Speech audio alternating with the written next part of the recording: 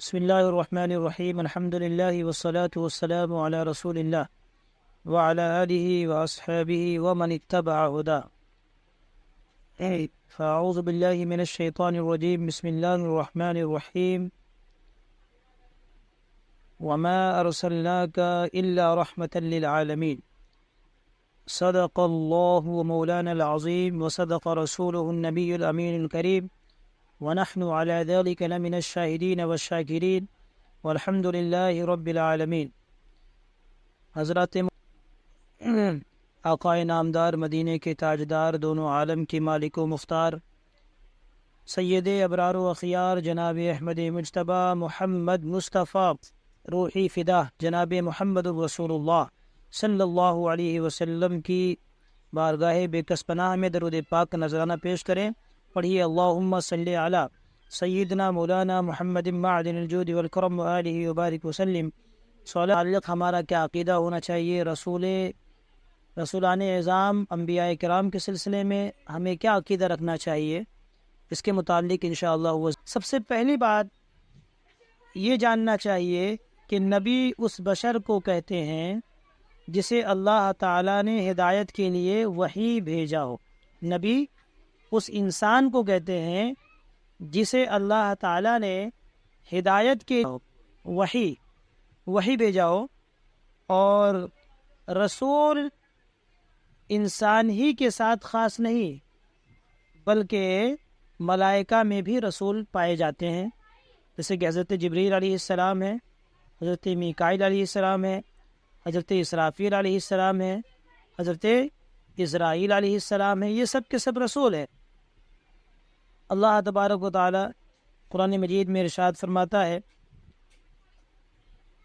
الحمدللہ فاطر السماوات والارض جاعل الملائکۃ رسلا، تمام تعریفیں اللہ کے لیے جو زمین و آسمان کا پیدا کرنے والا ہے اور فرشتوں کو رسول بنانے والا ہے۔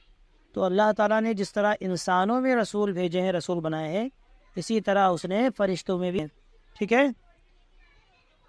اللہ عز و جل پر نبی کا بھیجنا کوئی واجب اور ضروری نہیں ہے۔ اللہ تبارک و تعالیٰ پر نبی کا بھیجنا کوئی ضروری اور واجب نہیں ہے۔ ہم نے پہلے یہ بات بیان کر دیا کہ اللہ تعالیٰ پر کچھ بھی واجب نہیں، اللہ تعالیٰ پر کچھ بھی اس پر کوئی قانون نافذ نہیں ہوتا، بلکہ تمام قانون وہ خود نافذ کرتا ہے، اس لیے اس کے اوپر کوئی بھی چیز واجب نہیں ہے۔ اس نے اپنے فضل و کرم سے لوگوں کی ہدایت کے لیے کیا بھیجے ہیں؟ انبیاء بھیجے۔ اپنے فضل و کرم سے لوگوں کی ہدایت کے لیے وہ انبیاء بھیجے اللہ تبارک و تعالیٰ نے۔ یہ اس کا فضل ہے، کرم ہے کہ اس نے نبی بھیجے، اور اس کے بعد پھر انہوں نے راستہ بتایا ان کو کہ یہ صحیح راستہ ہے یا غلط راستہ ہے۔ تو جن کے مقدر میں جو ہے ہدایت لکھی ہوئی تھی، انہوں نے ہدایت کو قبول کیا، اور جن کے مقدر میں گمراہی لکھی ہوئی تھی انہوں نے نبی کی باتوں کو نہیں مانا اور کفر کے راستے پر چل کر وہ دوزخ کے مستحق ہو گئے، ٹھیک ہے۔ جو ہے اللہ نے اپنے فضل و کرم سے نبیوں کو بھیجا، ٹھیک ہے۔ لہٰذا اگر نبی نہ بھی آئے تو بھی ضروری ہے ہم اور آپ پر کہ ہم ایک خدا ہونے کا عقیدہ رکھیں کہ خدا ایک ہی ہے۔ اگر کوئی بتانے والا بھی نہ ملے کہ خدا ایک ہے، جیسے کہ ہمارے پاس تو نبی آئے، آخری نبی حضور صلی اللہ علیہ وسلم تشریف لائے، انہوں نے کہا کہ لا الہ الا اللہ، اللہ کے سوا کوئی معبود نہیں، صرف ایک خدا ہے، انہوں نے ہمیں بتایا۔ لیکن اگر نہ بھی بتانے والا آئے تو بھی اللہ نے جو آپ کو عقل عطا فرمائی ہے، اس عقل کے ذریعے سے آپ پر لازم اور ضروری ہے کہ آپ یہ ایمان رکھیں کہ اللہ تبارک و تعالیٰ ایک ہے۔ کیوں؟ اس لیے کہ اگر ہم ایک کے علاوہ مانتے ہیں خدا کو تو ایسی صورت میں بہت ساری خرابیاں لازم آئیں گی، اس لیے کہ اگر دو خدا ہو جائے تو بہت سارے معاملات میں دقت ہو جائے گی۔ ایک چاہتا ہے کہ بارش برسانا اور دوسرا چاہتا ہے کہ بارش نہ ہو، تو جس کی چلے گی وہ خدا ہو گیا، اور جس کی نہیں چلے گی وہ خدا کیسے ہوگا؟ کہ خدا اس کو بولتے ہیں کہ جس کی چلے، ہے نا، جو ہمیشہ جیتا رہے، اس کی کبھی ہار نہ ہو۔ تو اب اگر دو خدا ہم مانتے ہیں اس طرح، تو کیا ہو جائے گا؟ معاذ اللہ خرابی لازم آئے گی۔ اور جس طریقے سے ایک ملک میں دو بادشاہ نہیں رہ سکتے، تو بتاؤ ایک کائنات میں، ایک دنیا میں دو خدا کیسے ہو سکتے ہیں؟ دو خدا کیسے ہو سکتے ہیں، ہے نا؟ تو عقل بھی اس بات کو نہیں مانتی، اس لیے ہمیں عقل سے یہ بات جاننا ضروری ہے کہ اللہ تبارک و تعالیٰ ایک ہے اور اس دنیا کا کوئی نہ کوئی بنانے والا موجود ہے۔ یہ اس لیے کہ اس قدر نظام، رات اور دن کا ہونا، 24 گھنٹے میں سورج کا نکلنا اور اس کے بعد پھر ڈوب جانا، 24 گھنٹے کے اندر یہ تمام چیزیں کو ہو جانا، اور اس کے علاوہ ہواؤں کا چلنا، بارش کا اپنے موسم میں آنا، ٹھنڈی کا آنا، یہ کون کر رہا ہے؟ ماں کے پیٹ میں بچے کو پرورش کرنا، بڑھانا، اور یہاں تک کہ پھر 9 مہینے کے بعد پھر دنیا میں اس کا وجود ہونا، تو یہ سب کون کر رہا ہے؟ ماں کے پیٹ میں غذا کون دے رہا ہے بچے کو؟ کون اس کی پرورش کر رہا ہے؟ ہم ابھی اس عمر میں جس پوزیشن میں ہیں، پھر اس کے بعد 2-4 سال کے بعد یا کچھ دنوں کے بعد، کچھ مہینوں کے بعد ہماری حیات کچھ اور ہو جائے گی۔ یہ گوشت پوست کا بڑھنا ہے کس سے ہو رہا؟ کون کر رہا ہے؟ ضرور کوئی نہ کوئی اس کائنات کا، اس دنیا کا بنانے والا موجود ہے۔ اس لیے چونکہ یہ تمام چیزیں موجود ہیں، یہ دلیل ہے ہمارے لیے کہ ہم یقین رکھیں کہ اس کائنات کا، اس دنیا کوئی نہ کوئی بنانے والا موجود ہے۔ لہٰذا اگر رسول نہ بھی آتے تو بھی ہر شخص پر واجب ہوتا، ضروری ہوتا کہ وہ اللہ تعالیٰ کے وجود پر ایمان رکھے اور اس کے ایک ہونے پر ایمان رکھے۔ لیکن اللہ کا فضل ہے اور ہم انہی کی رہنمائی کے مطابق ہم نے اپنا عقیدہ الحمدللہ بنایا ہے۔ انشاءاللہ عز و جل اس عقیدے کی بدولت اللہ رب العزت ہمیں جنت میں داخل فرمائے گا۔ انبیاء جتنے بھی تھے وہ سب کے سب انسان تھے، سب کے سب نہیں ہوا۔ کسی بھی عورت کو نبی ماننا گمراہی ہے، کسی بھی جن کو نبی ماننا۔ نبی ہونے کے لیے اس پر وحی کا آنا ضروری ہے۔ وحی کہتے ہیں کس کو؟ اللہ تبارک و تعالیٰ کا وہ پیغام جو اللہ تعالیٰ اپنے کسی خاص بندے کو بھیجتا ہے، ٹھیک ہے، اس کو وحی کہتے ہیں۔ تو نبی ہونے کے لیے اس پر وحی کا آنا ضروری ہے، خواہ وہ فرشتے کے ذریعے وحی آئے یا ڈائریکٹ اللہ تبارک و تعالیٰ اس شخص کے دل میں وحی کو نازل فرما دے۔ وحی کے نازل ہونے کا تو چاہے وہ فرشتے کے ذریعے سے وحی آئے اللہ کی جانب سے، یا جو ہے خود بخود اس پر وحی نازل ہو جائے براہ راست بغیر فرشتے کے واسطہ کے۔ بہرحال نبی کے لیے وحی کا آنا ضروری ہے۔ اگر اس پر وحی نازل نہیں ہوئی تو وہ شخص نبی نہیں ہو سکتا، ٹھیک ہے۔ بہت سارے نبیوں پر اللہ تبارک و تعالیٰ نے صحیفے نازل فرمائے اور آسمانی کتابیں اتاری ہیں۔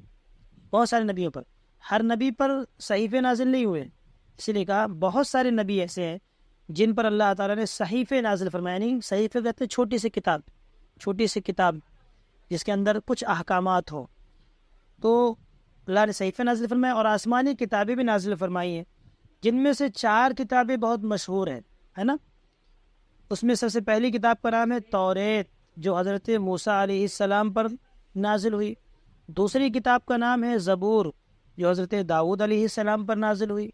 تیسری کتاب کا نام ہے انجیل، جو حضرت عیسیٰ علیہ السلام پر نازل ہوئی۔ اور چوتھی کتاب کا نام ہے قرآن عظیم، جو کہ سب سے افضل کتاب ہے، جو سب سے افضل رسول حضور پر نور احمد مجتبیٰ محمد مصطفیٰ صلی اللہ علیہ وسلم پر نازل ہوئی۔ قرآن عظیم، یہ اللہ کا یہ کلام حضور سرور کونین صلی اللہ علیہ وسلم پر نازل ہوا۔ اب ہم نے یہ کہا کہ قرآن عظیم سب سے افضل ہے، تو اس سے ایک بات ذہن میں آتی ہے کہ یہ کیسے ہو سکتا ہے؟ اللہ کا کلام تو توریت بھی ہے، توریت بھی اللہ نے نازل فرمائی، زبور بھی اللہ نے نازل فرمائی، انجیل بھی اللہ ہی کی نازل کردہ ہے، اور قرآن بھی اللہ تعالیٰ نے نازل فرمایا، تو یہ افضل کیسے ہو گیا؟ وہ غیر افضل کیسے ہے؟ کلام الہی تو سب ہے، سب اللہ کا کلام ہے، ٹھیک ہے۔ تو اس کا معنی یہ ہے، اس کا مطلب یہ ہے کہ اللہ ثواب زیادہ رکھا ہے، یہ معنی ہے کہ وہ افضل ہے، ورنہ کلام الہی سب کیا ہے؟ جب اس کا کلام ایک ہے تو اس میں افضل اور غیر افضل ہونے کی کوئی گنجائش نہیں ہے۔ سب کلام کس کا؟ اللہ کا ہے، تو لہٰذا سب کلام افضل ہی ہوگا۔ ایسا نہیں کہہ سکتے یہ کلام افضل ہے یا غیر افضل ہے۔ ہاں، افضل کہنا اس معنی کر کے ہے کہ قرآن پاک زیادہ ہے، ثواب زیادہ، اس لیے کہ اللہ تعالیٰ نے اس کلام کو کس پر نازل فرمایا؟ خیر الانبیاء پر نازل فرمایا، سید المرسلین پر نازل فرمایا، جو رسولوں کے سردار ہیں ان پر نازل فرمایا۔ اس لیے اس کلام کے پڑھنے میں اور اس کو سمجھ کر اس پر عمل کرنے میں ثواب زیادہ ہے، اس لیے قرآن پاک کو افضل۔ جتنے بھی آسمانی کتابیں ہیں وہ اور صحیفے ہیں، وہ سب کے سب حق ہیں، ٹھیک ہے، اور سب اللہ کا کلام ہے۔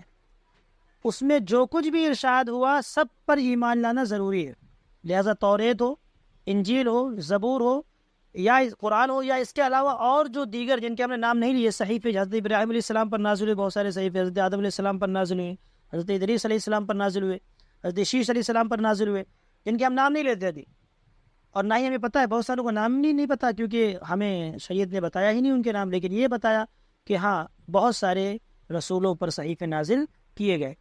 تو سب پر ہم کو ایمان لانا ضروری ہے کہ سب برحق ہے، اور سب جو ہے اللہ رب العزت کے کیا جاننا ضروری ہے کہ اگلی جو کتابیں ہیں، یعنی جو قرآن سے پہلے جو کتابیں آئی ہیں، ان کی حفاظت اللہ تعالیٰ نے امت کے سپرد کی تھی، ان کی حفاظت اللہ نے امت کے سپرد کی تھی، یعنی لوگوں کے سپرد کر دی، جس قوم کو اللہ نے وہ کتاب دی تھی اس کے سپرد کر دیا تھا کہ تم اس کتاب کی حفاظت کرنا، اس میں کسی طریقے کی تبدیلی اور کسی طریقے کی تحریف نہ کرنا، لیکن ان لوگوں سے اس کی حفاظت نہ ہو سکی، ان لوگوں سے اس کی حفاظت نہ ہو سکی۔